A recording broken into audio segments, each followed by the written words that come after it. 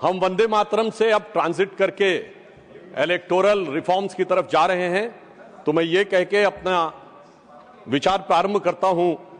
जो मैंने बचपन में आकाशवाणी लखनऊ में एक मुस्लिम कवि, संभवतः उनका नाम वाहिद अली वाहिद था, उनसे सुना था कि वाणी सत्यम काया शिवम, रूप सुंदरम है तेरा, आदर्शों की स्वर्ग है तू, जय हे देवी भारत माता। अब आज के इस विषय पे आते हैं।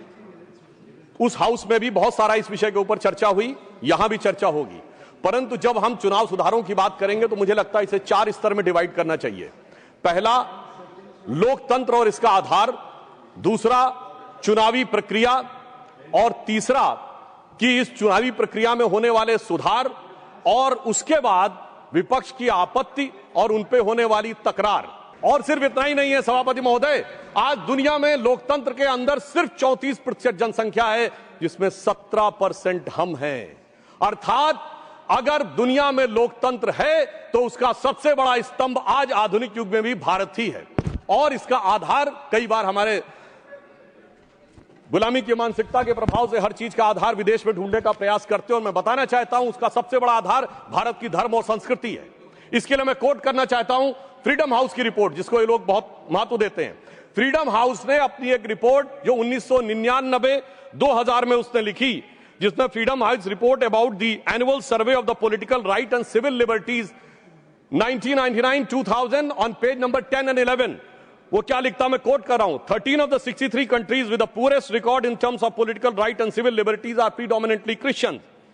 There is a strong correlation, sir इस पे ध्यान देने की आवश्यकता है, there is a strong correlation between the electoral democracy and Hinduism, and significant number of free and countries which belong to the Buddhist community.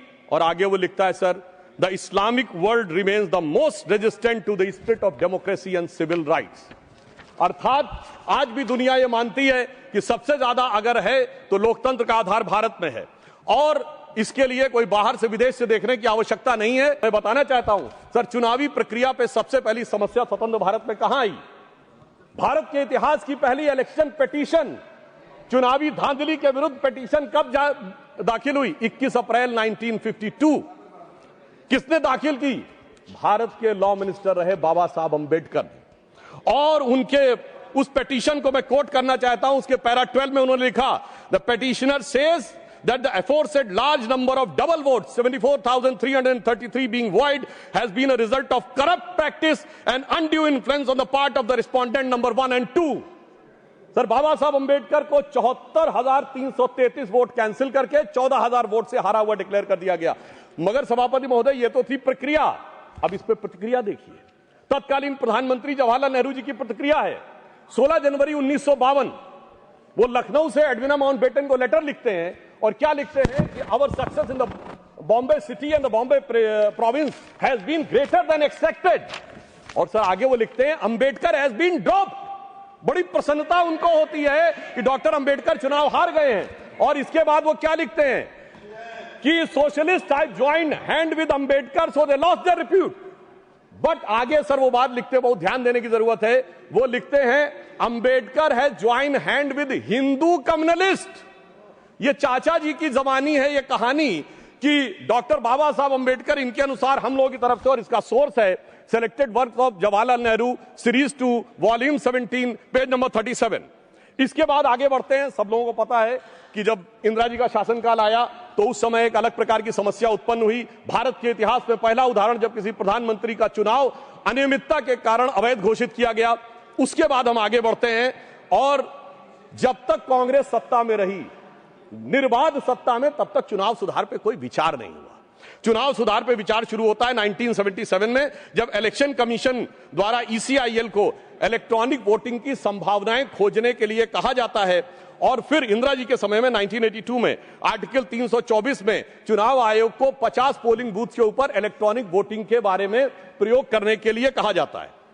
फिर राजीव जी के समय में 1988 में 61A में चेंज करके कहा जाता है कि ईवीएम का प्रयोग किया जा सकता है, और 15 मार्च 1989 को राजीव गांधी की सरकार के समय में इसको वैधानिक मान्यता प्रदान की जाती है। मगर अब क्या बताएं सभापति महोदय, कांग्रेसियों के अनुसार कंप्यूटर क्रांति के जनक राजीव गांधी जी के परिवार के लोग अब कंप्यूटर एरा से क्वांटम एरा में आते आते पर्ची से चुनाव कराने के लिए जोर डालने लगे। और यह भी मैं बताना चाहता हूं कि पर्ची के बारे में बहुत सारी चर्चाएं होती थी, कैसे बूथ कैप्चरिंग और मतपेटियां लुटती थी, वो एक अलग विषय है। परंतु मैं यह भी कहना चाहता हूं कि देश की संसद में कई बार चुनाव सुधार के लिए बड़े विधेयक पारित हुए, पर मैं उदाहरण देना चाहता हूं कैसे हुए। एक बार इंदिरा जी का चुनाव गलत सिद्ध हुआ तो सर रेट्रोस्पेक्टिवली चुनाव का सुधार कर दिया गया ताकि किसी भी अदालत का उस पर कोई प्रभाव न पड़े। फिर मैं याद दिलाना चाहता हूं सर, राजीव गांधी जी जब प्रधानमंत्री थे 1989 को उनका चुनाव हुआ अमेठी में, सर गोलियां चली, 21 लोगों पे एफआईआर हुई और उनके विरुद्ध कौन लड़ रहे थे? राजमोहन गांधी, महात्मा गांधी के पौत्र, और डॉक्टर संजय सिंह जो पूर्व केंद्रीय मंत्री थे, उनको इतनी गंभीर गोली लगी कि प्राणों का संकट उत्पन्न हो गया। और आरोप यह था कि प्रधानमंत्री जी के पक्ष में, और यह पुलिस की गोली नहीं थी, क्रॉस फायरिंग हो रही थी, जिसके बारे में उस समय कई अंतर्राष्ट्रीय मीडिया ने 26 नवंबर को लिखा कि भारत के 42 वर्ष के इतिहास में संभवतः यह सबसे हिंसक चुनावों में से एक। अब इसके बाद अब आइए साहब, इसके बाद हम आगे बढ़ते हैं तो वर्तमान यूपीए सरकार का दौर आता है। और उस समय बहुत से लोगों को यह तथ्य ध्यान नहीं होगा, वैसे तो नेहरू परिवार और बच्चन परिवार के बीच में बहुत मधुर संबंध थे, पर कभी कभी ज्यादा मिठास होने से डायबिटीज हो जाती है। तो वो दौर था 2006 में जया बच्चन जी की सदस्यता चली गई ऑफिस ऑफ प्रॉफिट के मुद्दे पे, क्योंकि उत्तर प्रदेश सरकार का एक पद था। अब सर यही आरोप लग गया और सोनिया गांधी जी जो उस समय नेशनल एडवाइजरी काउंसिल की चेयरमैन थी, उन पर भी ऑफिस ऑफ प्रॉफिट का विषय लग गया और इस कारण से उनकी सदस्यता भी चली गई। मगर सभापति महोदय जो आज संविधान की दुहाई देने की बात करते हैं, सोनिया जी जब तक चुनाव दोबारा गईं, लड़के आईं, तब तक चुनाव में संशोधन करके ऑफिस ऑफ प्रॉफिट का नियम ही बदल दिया गया ताकि पीएम ने सुपर पीएम की पदवी को सुरक्षित कर दिया। अब मैं यह भी बताना चाहता हूं सर, उसके बाद वास्तविक अर्थों में चुनाव सुधार की शुरुआत तब हुई जब भारतीय जनता पार्टी शक्तिशाली हुई, 1990 का दशक, और ये देश की यूनिपोलर पॉलिटिक्स बाइपोलर हुई। वोटर आईडी कार्ड 1993 में आया, केंद्रीय सुरक्षा बलों की तैनाती 1996 में प्रारंभ हुई। पहले बूथ वाइज काउंटिंग नहीं होती थी सर, उसमें आसानी जानते क्या होती थी कि अगर किसी मतपेटी में ज्यादा बूथ कैप्चरिंग करके मत डाल दिए तो उसमें काउंटिंग का चेंज चक्कर ही नहीं है, सब मिला दिए जाते थे। वो शुरू हुई। अटल जी की सरकार के समय में सीसीटीवी का प्रयोग शुरू हुआ, पहले प्रायोगिक तौर के ऊपर, और 2005 से सीसीटीवी की परमानेंट सीसीटीवी यूज होने लगा। अब इसे महज संयोगी माने कि 2005 के बाद से कभी राजद और कांग्रेस को बिहार में बहुमत का अधिकार नहीं मिला। जब मोदी जी की सरकार आई तो हमने क्या किया कि जो पॉलिटिकल पार्टीज को कैश डोनेशन मिलता था उसे 20,000 से घटाकर 2,000 किया और सिलेक्टेड उनके ऊपर वीवीपैट की व्यवस्था सुनिश्चित कराई। और मैं ये भी याद दिलाना चाहता हूं, एक पार्टी जो अपने आप को बहुत ईमानदार कहते थे, वो 20,000 की चाय पिलाते थे। अब मुझे लगता है सदन और देश को समझना चाहिए 20,000 की चाय क्यों पिलाते थे, क्योंकि 20,000 तक कैश लेने पर आपको सोर्स नहीं देना पड़ता था। पर मोदी जी ने आकर उन्हें, चाय पिलाने वाले ने आकर उसे 2,000 कर दिया है, तो अब उनकी चाय बड़ी महंगी हो गई है, भले ही 20,000 से 2,000 पे आ गए। और इसलिए वो दौर था जिस जमाने में इलेक्टोरल बॉन्ड नहीं थे। आज इलेक्टोरल बॉन्ड के लिए कहे जो भी कहें, आज न्यायालय ने चाहा तो पता तो लग गया। क्या 2014 से पहले जहाज नहीं उड़ते थे, खर्चे नहीं होते थे? आज न्यायालय चाहे भी तो उसको पता नहीं लगा सकता। कम से कम यह पारदर्शी व्यवस्था हमारी सरकार ने आके की।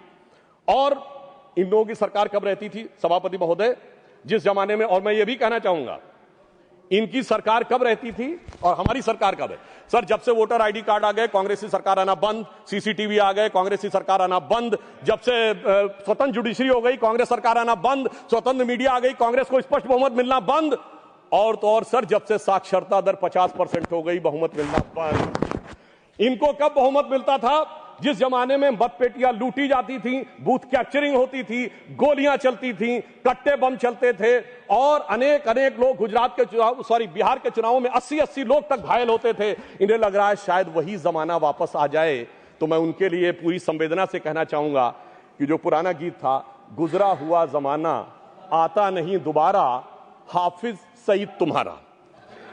और अब मैं इसके बाद यह विषय कहना चाहूंगा कि जो इसके ऊपर आपत्ति की राजनीति की जाती है, आज मतदाता सूची को लेकर कांग्रेस आपत्ति कर रही है। मैं याद दिलाना चाहता हूं 18 दिसंबर 1950 को डॉक्टर बाबा साहब अंबेडकर ने कहा कि जो इलेक्टोरल रोल्स हैं उनका हर 6 महीने में होना चाहिए रिवीजन, पर उनका कहना था व्यवहारिक दृष्टि से मुश्किल है तो 1 साल या 2 साल में कर दिया जाए। मगर सभापति महोदय ये 20 साल में भी करने को तैयार नहीं है और उसके बाद ये आरोप लगा रहे हैं। तो मैं इनसे पूछना चाहता हूं, अभी हमारे सम्मानित सदस्य कह रहे थे कि 45 दिन के बाद वो नहीं करते, उसका जवाब गृह मंत्री जी वहां पर दे चुके हैं। उन्होंने साफ साफ कहा 1991 में जो चेंजेस किए थे नरसिम्हा राव सरकार में, उसमें कोई भी एविडेंस, कोई भी पिटीशन 45 दिन तक ही हो सकती है। परंतु मैं पूछना चाहता हूं महोदय, बिहार के तो 45 दिन हुए, आज 45वां दिन है, क्यों नहीं अभी तक सीसीटीवी के लिए एप्लीकेशन दी है? अभी मैं कहना चाहूंगा जाइए फोन करिए, शाम 5 बजे से पहले सीसीटीवी के लिए लगा दीजिए। नहीं करना है। मैं पूछना चाहता हूं, आप कहते हैं 6 बजे के बाद इतनी वोटिंग हुई, बूथ के अंदर फोटोग्राफी पे रोक है, सड़क पे तो नहीं। दिखाइए कितनी लंबी लाइनें थी, कितनी लंबी आपने सोशल मीडिया पे पोस्ट किया, कितने आपके बूथ लेवल एजेंटों ने इस बारे में आपत्ति दर्ज की। परंतु सभापति महोदय इसमें से कुछ भी नहीं करना है, केवल बवाल करना है। इनकी स्थिति क्या है? जैसे कोई बच्चा है, क्योंकि मैं टीचर रहा हूं तो मैं कहना चाहता हूं, कोई बच्चा है वो कहे मेरे नंबर कम आए, तो तरीका क्या है? स्क्रूटनी का फॉर्म भरो ना। स्क्रूटनी का फॉर्म थोड़ी भरूंगा, मैंने बयान दे दिया, इतना काफी है। मगर एग्जामिनेशन कंडक्टिंग बॉडी मेरी दोबारा कॉपी जांच के दे दे। अब मैं दूसरी बात बताना चाहता हूं सर, बड़ी विचित्र बात है, एक बार कांग्रेस पार्टी के बड़े नेता विदेश जाते हैं, फिर आके एक सो कॉल्ड हाइड्रोजन बम फोड़ते हैं, फिर लौट के जाते हैं दूसरा बम फोड़ते हैं। मगर मुझे आश्चर्य लगता है सर, कर्नाटक के मुद्दे पे प्रेस कॉन्फ्रेंस होती है और वो दिल्ली में होती है। कर्नाटक में आपकी सरकार है, न वहां का सीएम, न डिप्टी सीएम, न प्रदेश अध्यक्ष, और आपके तो राष्ट्रीय अध्यक्ष भी कर्नाटक से हैं सभापति महोदय, वो भी नहीं रहते हैं। और कर्नाटक में पीसी होती है और उन्होंने कहा हाइड्रोजन बम फोड़ेंगे। तो इस पे मुझे याद आता है, एक पाकिस्तान के मंत्री थे, शायद वो राशिद चौधरी उनका नाम था, जिन्होंने कहा था हमारे पास पाव पाव भर के एटम बम है। मगर मुझे लगता है जो कांग्रेस ने हाइड्रोजन बम छोड़ा वो शायद पाव भर का नहीं, छटाक भर का भी नहीं था। प्राचीन काल में अश्वमेध यज्ञ होता था, तो अश्वमेध यज्ञ का घोड़ा छोड़ा जाता था। मैं यहां कैविएट लगा कह दूं, मैं किसी के व्यक्तिगत अपमान के लिए नहीं, उपमान के लिए कह रहा हूं, ठीक, फॉर द सिमिली। सर वो जब छोड़ा जाता था तो जहां जाता था वहां विजय का मार्ग प्रशस्त कर देता था, पर इनके पास एक ऐसा अश्वमेध यज्ञ का घोड़ा है जो जहां जाता है पराजय का मार्ग प्रशस्त कर देता है। और मैं यह भी कहना चाहता हूं, सिर्फ हमारे नहीं, भारतीय जनता पार्टी से नहीं सर, केरल में तो हम नहीं है, सत्ता में कभी नहीं आए। केरल में एक बार लेफ्ट फ्रंट आता था, एक बार यूडीएफ आता था, पर जब से ये वहां पहुंचे हैं ऐसा यज्ञ किया है कि इस बार एलडीएफ दोबारा आ गया। मैं पूछना चाहता हूं केरल में वोट चोरी किसने कर ली मेरे भाई, बताओ। क्योंकि कारण क्या है कि जो इन और मैं एक और बात कहना चाहता हूं कि जो लोग आज वोट का आरोप लगाते हैं सभापति महोदय, वो खुद का चुनाव कैसे कराते हैं? 6 सितंबर सन 2022 को खड़गे जी के अध्यक्ष का चुनाव हुआ, मीडिया में रिपोर्ट आई कि 22 कांग्रेस के नेताओं ने लिख के दिया कि भाई साहब वो जो मतदाता सूची है कांग्रेस के अंदरूनी चुनाव की वो तो बता दीजिए। और मतदाता सूची कांग्रेस ने अंदरूनी चुनाव की नहीं दिखाई। और वो लोग कह रहे हैं कि 28 पीसीसी हैं प्रदेश कांग्रेस कमेटियां, क्या सबके पास जा जाकर हमें वो लेनी पड़ेगी? मगर साहब, जिन्होंने अपनी मतदाता सूची नहीं दिखाई, चुनाव आयोग को मतदाता सूची के लिए लिख नहीं रहे हैं और वो आकर हमें ज्ञान दे रहे हैं, इन्हीं के लिए कहा गया है खुद मियां फजीहत और दूसरों को नसीहत।